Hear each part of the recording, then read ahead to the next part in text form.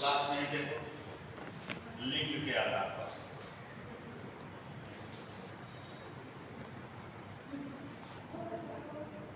होता है कि सबसे अधिक अन्याय अपने लिंग के आधार पर ही है, ये चौथे स्वतंत्र। दूसरा क्या अन्याय? रंग के आधार पर।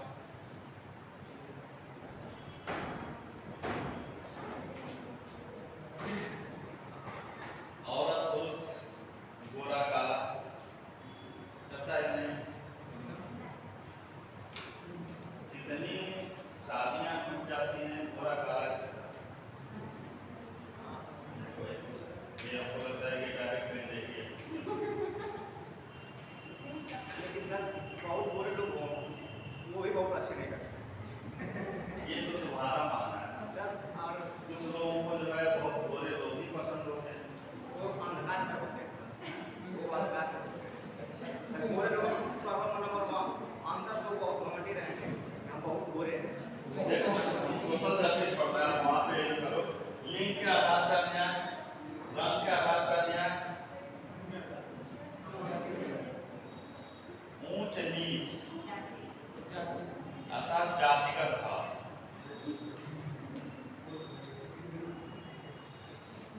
अन्याय अमीरी गरीबी,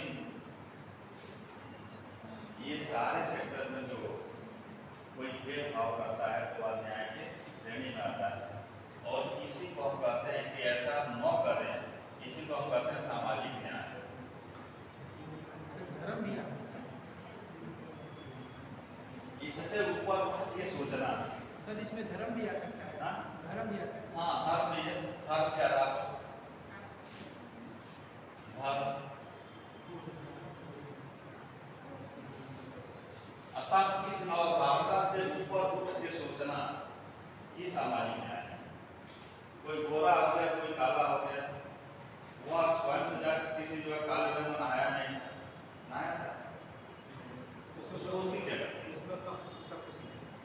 उसकी गलती नहीं। कोई छोटी जाति में पैदा हो गया तो उसकी क्या गलती? कोई गलती नहीं। कोई अधिकार ही नहीं। आप कोई बहुत बड़ी जाति में पैदा हो गया तो इसका मतलब ही नहीं है कि वो बहुत बड़ा जो पशु ले जाएंगे किया हो गया तो ये कॉन्सेप्ट सबसे पहले डेवलप कब हुआ था? जो क्वेश्चन आता है कि सामाजिक न्याय की अवधारणा किस पंचवर्षीय योजना में अपनाई गई? चतुर्थ पंचवर्षीय योजना में। और सामाजिक न्याय यही है कि समाज में ऊंच नीच लिंग के आधार पर, धर्म के आधार पर, शिक्षा के आधार पर और क्या है पैसा के आधार पर मिली गई के आधार पर कोई भी भेदभाव कर रहा है तो सोशल इनजस्टिस में आएगा, वो सामाजिक रूप से अन्याय कर रहा है, सामाजिक न्याय को नहीं। ठीक, चलिए फिर क्या हुआ इस योजना में? 19 जुलाई 1969 को देखिए कितना क्रांतिकारी फैसला ले रही है। 19 जुलाई ये कहा रहा था ना कि औरत का दिमाग कम होता है, कितना क्रांतिकारी फैसला ले रहे हैं। सर उनके पीछे कितने आईएएस होंगे, कितने सचिव होंगे, उनकी भूमिका होगी।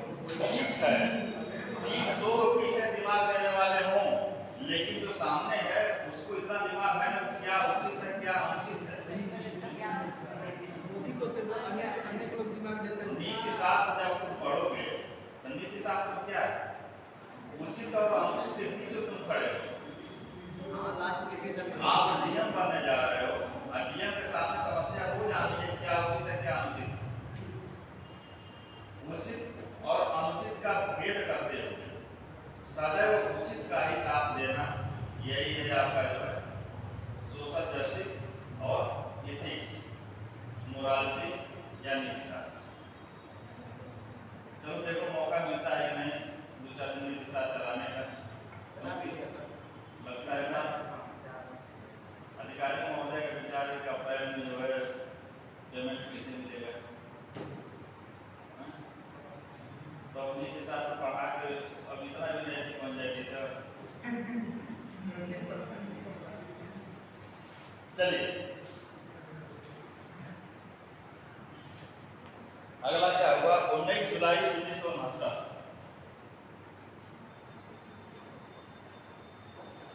क्या हुआ था उस समय 14 निजी बड़े बैंकों का राष्ट्रीयकरण कर दिया गया। उस समय के 14 जो सबसे बड़े निजी बैंक थे उनको सरकार क्या की, राष्ट्रीयकरण करके जो है सरकारी बैंक। उसके पहले सरकारी बैंक नहीं थे। 14 बड़े निजी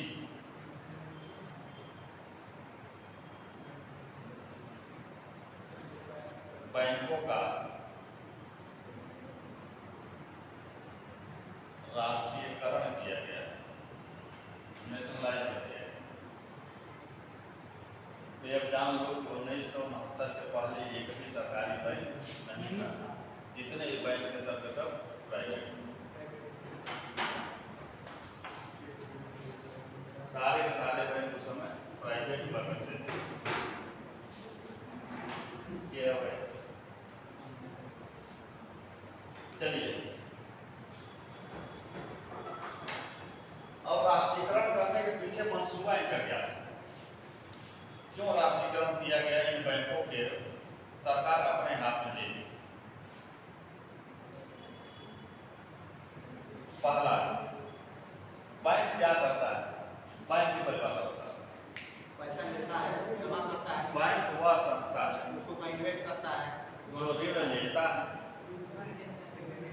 और ऋण लेता है और ऋण देता है, यही काम करता है बैंक।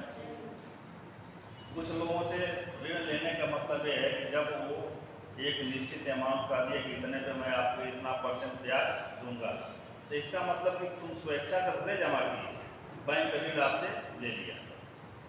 और जब आपको जरूरत है कि हमको मकान बनवाना है तो क्या करेगा, आपका ऋण लिया है 4% पे, चाहे 7% पे, 5% पे, और जब आप कहोगे एप्लीकेशन दोगे हमको मकान बनवाना है और हमको 10 लाख रुपया चाहिए, तो पूरा आपका जो है जांच करने के बाद बैंक कहे कि आपसे 12% लेंगे।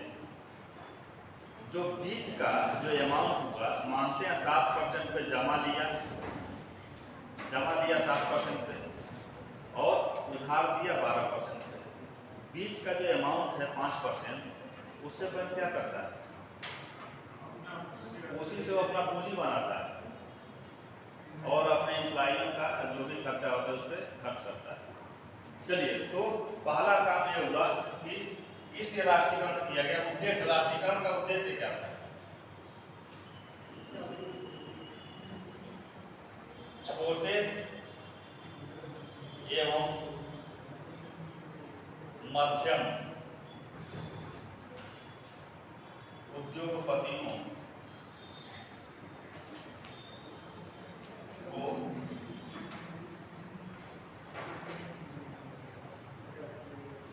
छोटे एवं मध्यम उद्योगपतियों को ऋण प्रदान करना।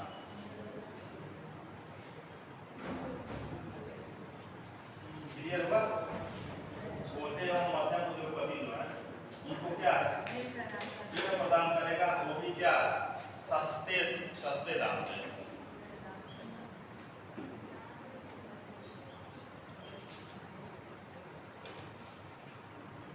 उद्योगपति जब ऋण पाएगा तो क्या करेगा, कोई ना कोई उद्योग स्थापित करेगा, उद्योग स्थापित करेगा, प्रोडक्शन बढ़ेगा, प्रोडक्शन बढ़ेगा तो क्या होगा, रोजगार मिलेगा कि नहीं? और जब रोजगार मिलेगा तो प्रति व्यक्ति आय में क्या होगा, प्रति व्यक्ति आय में वृद्धि हो जाएगी। और जब प्रति व्यक्ति आय में वृद्धि होगी तो अपने आप जो है जो आपका राष्ट्रीय आय, नेशनल इनकम जैसा, उसमें सुधार होगा। अब क्या हो रहा था, जो निजी बैंक थे वो उद्योगपतियों को ऋण तो देते थे उस समय, लेकिन सस्ते मूल्य में नहीं, वो ब्याज की रकम को बढ़ा देते थे। इसलिए सरकार को अपने हाथ में ली कि हम अपने अनुसार डिसाइड करेंगे कि कितने परसेंट पे किसी उद्योगपति को ब्याज ऋण देना है। अब पता चले कि उद्योगपति ऋण लिया किसी निजी बैंक से और निजी बैंक उसके ऊपर चार्ज कर दिया 15% ब्याज। अब वो बेचारा नया नया उद्योग स्थापित किया है, उसका उद्योग चलेगा कि टूट जाएगा, वो तो ब्याज भरने में ही परेशान। इसीलिए बैंक के पास एक प्राइम लेंडर होता है सरकार के, और बैंक को प्राइम लेंडर के रूप में आपके कौन आएंगे? अंबानी आएंगे, टाटा आएंगे, अडानी आएंगे। प्राइम लेंडर को बैंक बहुत कम परसेंट पर ब्याज देता है, लोन देता है, क्योंकि वहाँ रिस्क नहीं है बैंक को। वो 1 से 2 मैक्सिमम 3% पे उन लोगों को जो बहुत बड़ा अमाउंट मिल जाता है, वहाँ रिस्क नहीं है। लेकिन बैंक का जब ये मान लिया जाए उनको दे दिया था, लेकिन विजय माल्या भी एक तरह से कुछ समय तक प्राइम लेंडर नहीं थे, तभी उनको इतना आगे लोन मिल गया। लोन मिलने के बाद क्या किया? फरार। तो जो बड़े औद्योगिक घराने होते हैं उनको बैंक प्राइम लेंडर रखता है, और प्राइम लेंडर का मतलब कि जीरो रिस्क, इसलिए उनका ब्याज जो है न्यूनतम होता है। राष्ट्रीयकरण होने के बाद जो निजी बैंक के मालिक उन सबको क्या मिला? जो बैंक निजी बैंक के होगा मालिक होगा, उसको क्या मिलेगा? निजी जो बैंक का मालिक था, तो सरकार उसको जो है उसको जो भी उसका एसेट्स था उसका जो भुगतान करती। जैसे कि मान लो कि यही बिल्डिंग कोई बनाया हो और सरकार को है कि इस बिल्डिंग का उपयोग हम सरकारी काम के रूप में करेंगे, तो क्या करेगा? जैसे मान तुम्हारी जमीन अभी तो लगातार चल ही रहा है, इतना नेशनल हाईवे पास हो रहे हैं, जिसकी जमीन पड़ रही है उसको सरकार भुगतान कर देती है। यही बात। चलिए, दूसरा उद्देश्य क्या था? किसान तो ऐसे ही तंगहाली में गुजर रहा था, और निजी बैंक जो है किसानों से भी ऊंचे दर पे जो है ऋण देते थे। तो कृषि ऋण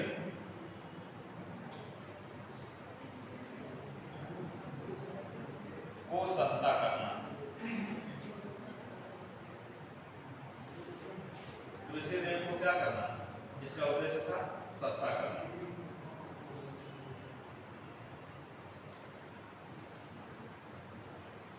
तीसरा, जमाकर्ताओं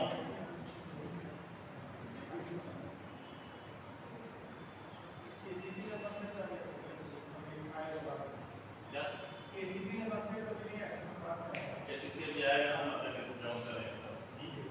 किसान पेट का अब शुरुआत हुआ है। जमाकर्ता कौन है? जो हम लोग फिक्स करते हैं। जमाकर्ताओं को सरकारी सुरक्षा एवं गारंटी प्रदान करना उद्देश्य है। जमाकर्ताओं को सरकारी सुरक्षा एवं गारंटी कि तुम जमा करोगे तो तुम्हारा पूंजी जो है डूबेगी नहीं। अब ये बताओ, एक बैंक है, निजी बैंक अभी चल रहे हैं, वो कह रहा है कि आप अगर से जमा करोगे तो 7 साल में आपका जो अमाउंट डबल कर देंगे, निजी बैंक। और वहीं के सरकारी बैंक को कह रहा था नहीं, हम 12 साल में आपके पैसे को गुना करेंगे।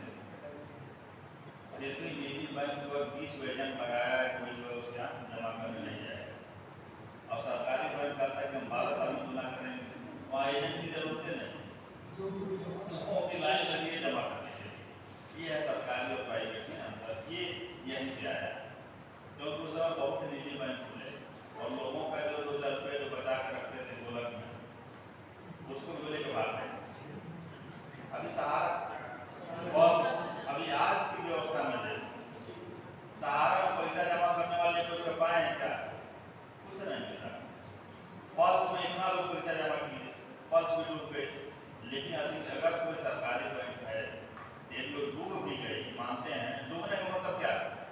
देनदारी कितनी हो गई, लेनदारी से अधिक हो गई, जितनी उसकी संपत्ति है उससे अधिक उसकी देनदारी हो गई। ऐसी कंडीशन में उसको दिवालिया होना है, दिवालिया होने का मतलब डूब गया। तो ऐसी कंडीशन में सरकार क्या कर रही है, जमाकर्ताओं को सरकारी सुरक्षा गारंटी की हम पेमेंट करेंगे और ये सारे रूप कौन बनाएगा, हमारे केंद्रीय बैंक का था आरबीआई। आरबीआई की स्थापना कब हो गई थी, 1935 का अधिनियम में आरबीआई की स्थापना हो गई थी, लेकिन जो है सरकारी बैंकों का कांसेप्ट आया कब, 1949। ठीक, चलिए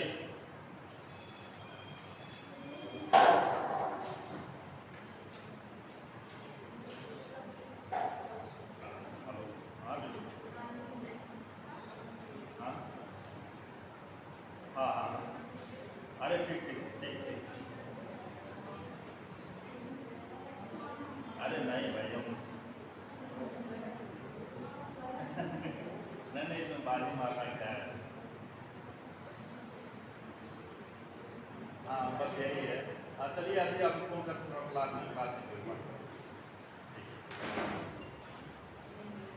चलिए अगला क्या हुआ, 26वां संविधान संशोधन हुआ, 26वां संविधान संशोधन।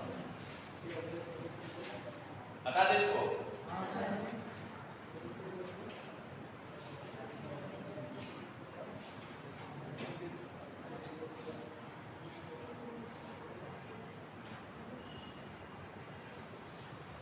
छब्बीसवां संविधान संशोधन 1971।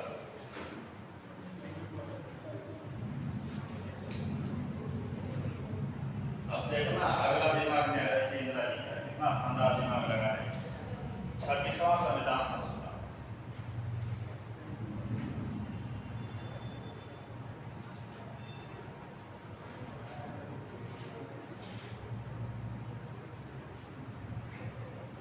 उन्नीस सौ 71। इसमें हुआ क्या, इसी में पूरी वर्ष को समाप्त कर दिया।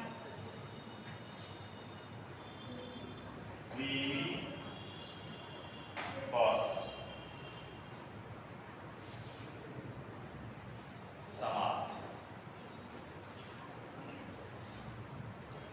किस आधार पर पूरी वर्ष को समाप्त किया गया,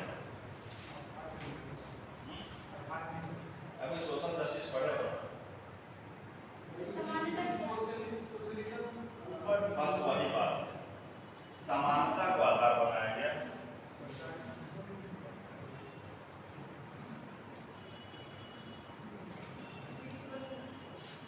और लोकतांत्रिक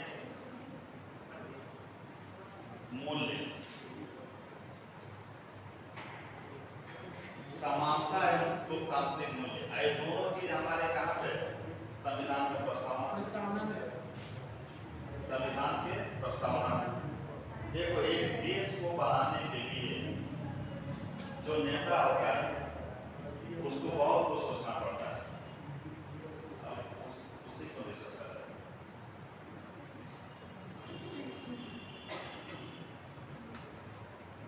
देश को बनाने के लिए बहुत नेताओं को जो पावर देनी पड़ती है, इन राजाओं को मिलाना एक तरह से एक लोहे के चने सामान्य चबाने जैसा था। ये खानदानी राजा है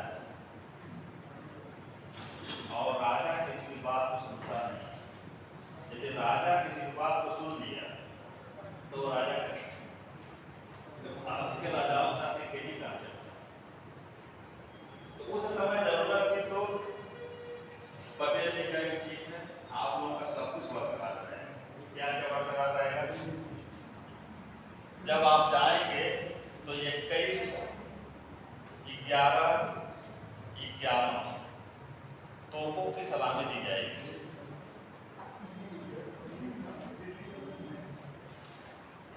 जब राजा दिल्ली में आते थे सब तो आर्मी की जिम्मेदारी होती थी कि महाराज बीकानेर पधार रहे हैं तो ये खड़ा होकर चिल्लाएगा, एक तो 21 तोप का सलामी देगा, उन्हें 21 तोप हाँ आसमान में छूटेंगे तब राजा साहब बीच से निकलेंगे। तो ये लोकतांत्रिक मूल्य समानता के विरुद्ध है कि उसका समर्थन कर रहा है। विरुद्ध है। दूसरी बात कि इन राजाओं को बहुत अधिक सरकार की तरफ से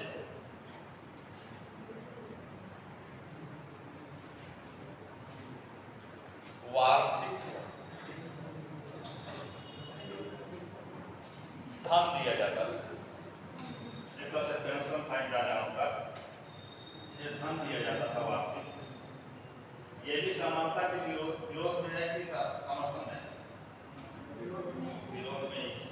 इसी का हवाला देते हुए इंदिरा जी कहीं कैसे आए पूरी वर्ष समाप्त, क्योंकि तब राजा और राजा राजी नहीं थे। क्योंकि जब एक विलय हुआ तो विलय में पटेल 3 शर्तों को कह रहे थे कि आप सिंहासन पर बैठिए, कोई नहीं रुकेगा, सिंहासन पे बैठिए, कोई रोकेगा नहीं आप, बस 3 चीज हमको दे दीजिए। क्या 3 चीज मांगे थे राजाओं से? 3 चीज क्या मांगे?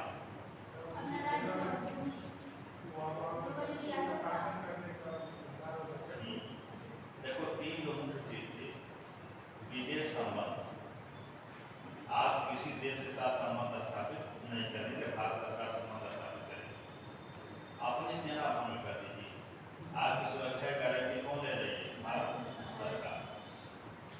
और अपने यहाँ जो टैक्स का कलेक्शन फालतू में अपने लोगों से आप करवाते हैं, वो छोड़ दीजिए, हमको दे दीजिए। इन तीनों के बदले में आप जो है इतना रकम ले लीजिए, इज्जत बरकरार रहेगी। जब आप दिल्ली आएंगे तो आपको जो है इसी तरह से तोपों का सलामी दिया जाएगा। और एक आदमी खड़ा तो चिल्लाएगा कि महाराजा विराज फला फला फला बना रहा है, राजा खुश तो राजा खुश, तो राजा कह रहा है कि तो फ्री नहीं, हमको पैसा मिल ही रहा है, सम्मान मिल ही रहा है, करना क्या? देखो राजा कितने मूर्ख थे उस समय। एक ही राजा ये नहीं पटेल से कहा कि ठीक है हम सबको दे रहे हैं, लेकिन हमको टिकट दे दीजिए। नहीं, टिकट ऊपर से सब कोई मतलब ही नहीं था। ये जो 562 रियासतें थी और 562 रियासतों के 562 राजा थे, कोई राजा जो टिकट के डिमांड नहीं थे, वो काम करना चाहते ही नहीं थे। उनका एक ही उद्देश्य था, हम मुंह में चांदी का चम्मच लेकर पैदा हुए और उसी तरह से रहेंगे। और नहीं तो भारत में ऐश करने से इन सबका मन भर गया, ये चले गए ब्रिटेन में रहते थे। अब पैसा भारत सरकार देती थी, और जब भारत सरकार पैसा बंद कर दी ना, तब ब्रिटेन के मकान देश के बाहर सबके बाहर